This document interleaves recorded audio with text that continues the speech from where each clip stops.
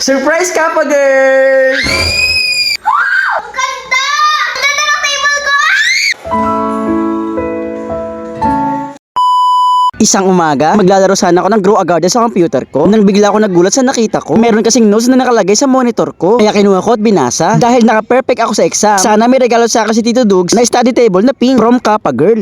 Pink na study table. Sinerge ko kung ano itsura nun at ito ang lumabas. Wow, mukhang maganda nga ah. Bukod sa sobrang cute niya, mukhang matibay din. At gagamitin naman niya to sa pag-aaral. At dahil hindi naman laruan yon, kundi gamit sa pag-aaral. At dahil mabait akong tito, binili ko si Kappa Girl. Regalo ko na rin to dahil honor siya. Kaya naman habang nasa school pa si Kappa Girl, habang wala pa siya, i-unboxing na natin to. Bubuuin na rin natin para pag uwi niya, masusurprise siya. Eto nga, binubuksan ko na at nakikita ko na ang laman. Ang ganda nga niya, color pink. Sobrang dami nga pala laman, kaya una ko agad tinignan to instruction. Kaya ito, bago ko buuin, inalis ko muna sa kahon isa-isa. Mas madali kasi makabuo pag kita mo yung bawat part. Bali, ang una ko nga palang bubuuin ay itong chair. Kinuha ko na agad na lahat ng kailangan para mas madali mabuo. Eto nga, inayos-ayos ko na rin para mas madali. Eto na, try din ang buuin ng ating chair. Unang step ay magsisimula tayo sa paa. Kabit lang natin yung mga supporter at yung tornilyo. Next step naman, itong pinakakatawan ng ating chair. Kakabit ng katawan, tutornilyuhin lang din natin para humigpit. After ng katawan, yung pinakaupuan na. Ganyan lang kadali, papatong lang natin, tapos tornilyo sa ilalim. After ng paa, ito namang sandala. Ganun lang din para hindi matanggal. Itornilyo lang natin ng likod. At ito na, finish na ang ating chair. Grabe, sobrang ganda nga at sobrang cute. Kahoy at bakal nga pala siya. Kaya kahit dito nyo lang siya tignan, masasabi nyo talaga matibay talaga. Next naman dito sa table. Ito nga, chinecheck ko na itong instruction. At nung okay na ako, ito nga sinimulan ko na. Para sa chair, sa paa lagi tayo magsisimula. Ito, kinabit ko lang yung paa, yung supporter. Tapos yung pinakakatawan ulit. Make sure lang natin na mahigpit yung tornilyo. After nakatawan, ito nga, nilalagyan ko na siya ng desk. Di pa siya totally yung pinaka mismong desk talaga. Kumbaga, para ito yung pinakatagaan nyo sa ilalim ng desk nyo. Ngayon, ito na yung pinaka-desk. Ito nga, at nilagay ko na. Itornilyo lang natin sa ilalim para hindi matanggal. Next naman itong inaayos ko, ito yung magiging patungan o lagay natin ng mga notebook. Dito nga pala sa part na to, medyo sumasakit na yung kamay ko. Sa kakaikot ko ng tornilyo, karon na ng kalyo yung kamay ko. Etong next na nilalagay ko, ito na yung mga partition kung saan tayo pwede maglagay ng notebook o kaya ng mga libro. Ito naman yung pwede mag-isabitan o lagayin din ng mga notebook. Yung mga malalaking notebook at malalaking libro. At sa wakas, ito nga at tapos na. Inabot nga pala ako ng 30 minutes bago ko mabuo itong study table. Pero sobrang worth it naman yung pagod ko dito. Sobrang worth it dahil sobrang ganda. Naisip ko nga pala nilagay yung table dito sa tabi ng table ko para kapag gumagawa ng assignment si Kappa Girl, madali lang niya ako matatanong dito. Eto nga at pinapwesto ko na itong study table at pinapwesto ko na rin itong upuan. Ayan o, grabe, sobrang cute at sobrang ganda. Sobrang worth it talaga dahil sobrang ganda ng quality. Ilagay na nga din pala ako dito ng mga anik-anik para mas lalong gana si Kappa Girl mag-aral kapag nakita niya itong mga to. Ilagay ko itong mga cinnamon roll niya at inilagay ko na rin dito yung mga acrylic marker niya, mga ballpen at saka yung mga notepad niya. At syempre mga notebook niya. O diba, kita niyo naman sobrang ganda. Siguro naman kaya sinong bata ay matutuwa pag nakita to, diba? 10 o diba, ang sarap sa eyes. Sana all. Alam niyo ba, hanggang 300 kilo nga pala ang kaya nito. Kaya nga kahit ako ay pwedeng-pwede dito eh. Ako sigurado ako matutuwa si Kappa Girl dito. 11:30 na nga pala, tapos 12 uwi na siya sa school. Inaabangan ko na nga si Kappa Girl sa labas at nakita ko na sakto pa uwi na siya. Kaya naman eto, isusurprise na natin siya.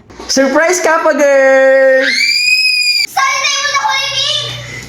Wow! Ang ganda!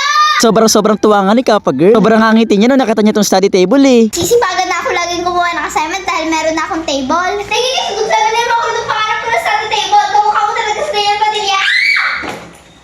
Tamang-tama nga lang din na tinabi ko to study table niya sa akin. Kasi kung sakali may ginagawa ako at may tanong siya sa akin, masasagot ko din agad. O diba, sobrang galing. Dahil nga sobrang sipag ni Kappa Girl, kahit wala assignment, nagsasagot siya. Sobrang